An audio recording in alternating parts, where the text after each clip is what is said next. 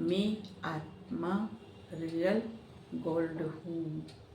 मैं आत्मा real gold हूँ। मैं आत्मा रियल गोल्ड हूँ।